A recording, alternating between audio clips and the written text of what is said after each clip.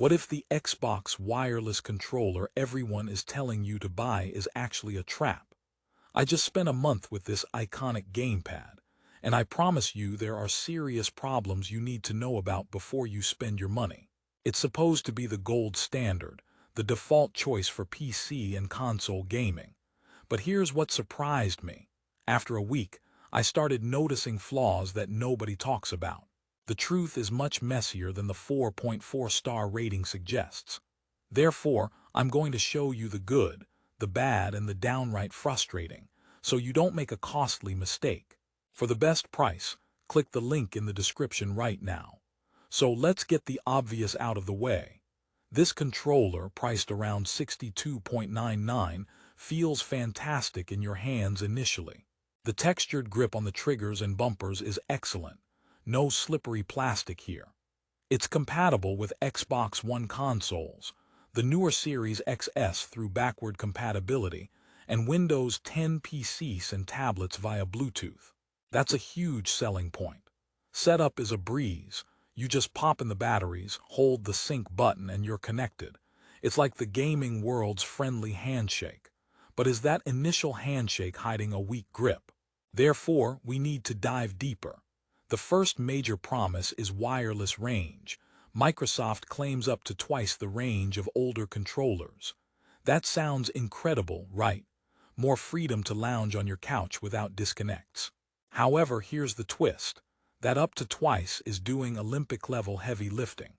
In my testing, the range is solid in an open room, but add a wall or two between you and your console or PC, and the story changes. It's better than the old ones, sure, but it's not the wireless utopia you might be imagining. It's more like a slightly bigger backyard with the same old fence. And speaking of connections, let's talk about the Bluetooth feature for PC. This is a key reason people buy this controller. It works, but it's a classic case of just because you can doesn't mean you should. For casual games, it's fine. But try to play a competitive shooter or a precise platformer, and you might notice a tiny bit of latency, a split-second delay between your press and the action on screen. It's the gaming equivalent of talking on a phone with a slight echo. It's usable but subconsciously annoying. Therefore, for serious PC gaming, many pros still use the official wireless adapter or just plug in a USB-C cable. Which brings me to my first joke. Why did the Xbox controller join a band? Because it had great connectivity issues.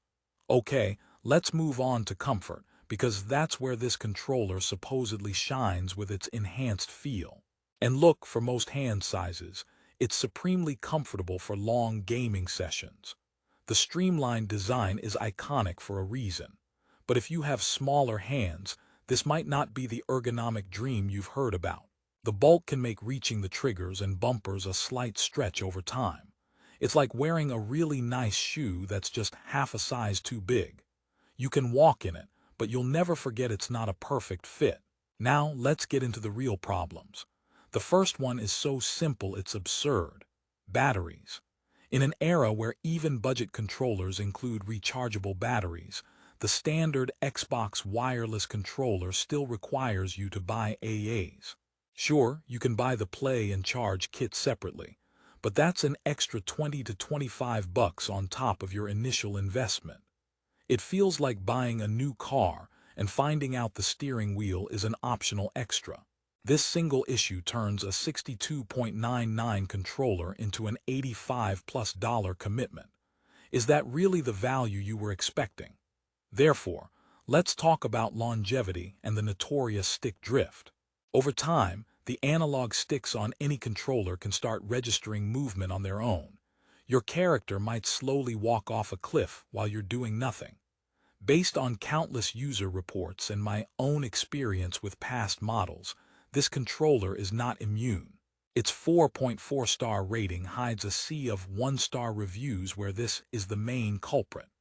The build quality is good, but the potentiometers inside the thumbsticks are a rare item. It's a ticking clock, and when it happens, you're often looking at a costly repair or a whole new controller.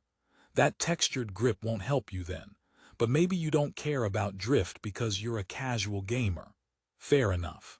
However, there's another feature that's more of a missed opportunity: the button mapping. You can remap buttons using the Xbox Accessories app on Windows or Xbox. That's powerful, but there's a catch. On Xbox consoles, those custom profiles are often tied to your account and don't always seamlessly carry between games or if a friend signs in.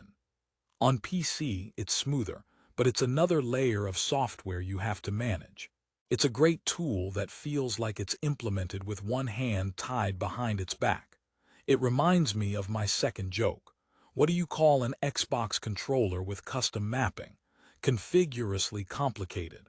Let's check the 3.5mm headset jack. It's there, it works perfectly, and it's a reliable way to plug in any compatible headset for game audio and chat. This is a genuinely great no-fuss feature. No problems here. It just works, which makes the battery situation even more baffling. Why nail the simple audio jack but fumble the power solution? It's like a restaurant serving a perfect steak with a plastic spork. Now, who is this controller actually good for? If you play primarily on an Xbox console and don't mind buying a rechargeable kit, it's still the native, seamless option. The integration is perfect. It's also a solid choice for PC gamers who will primarily use it wired or buy the separate wireless adapter for optimal performance. The comfort for medium to large hands is top tier. But for someone looking for a pure, out-of-the-box wireless PC controller, or for gamers who want modern conveniences like built-in rechargeable batteries, this product shows its age. Therefore, before you click buy, you need to consider the alternatives. There are fantastic third-party controllers, often from companies like PowerA or Razer, that offer back paddles, built-in batteries, and better software suites for a similar or lower price. And then there's the Xbox Elite controller, which is in a different league but also a different galaxy price-wise. The standard Xbox wireless controller sits in a weird middle ground. It's no longer the undisputed champion, but it's also not the budget king. This brings me to the ultimate question: should you buy it? My honest review says it depends. If you value the proven ergonomics, perfect Xbox integration, and that iconic feel above all else, and you're willing to accept the battery tax and the potential for stick drift down the line, then yes, you will likely be happy. It's a good controller. But if the thought of buying AAs in 2024 makes you sigh, or if you want the absolute best wireless performance on PC without extra dongles, you should really look at the competition. The problems aren't deal breakers for everyone, but they are significant hidden costs and compromises. It's like buying a famous brand name and realizing later you're paying extra just for the logo. My third joke. How does the Xbox controller answer the phone? Hello, yes, this is Yay Holder. I'm not sorry for that one. Therefore, let's land the plane. The Xbox wireless controller is a legend, but even legends have flaws.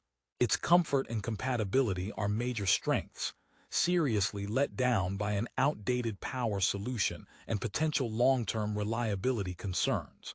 The wireless range and Bluetooth are good, but not perfect. It gets a 4.4-star rating because for many, its strengths outweigh its familiar weaknesses.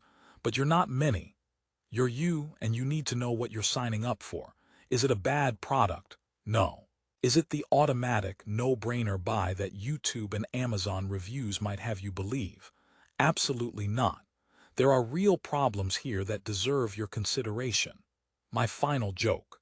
What did the tired Xbox controller say at the end of a long gaming session? I'm drifting off.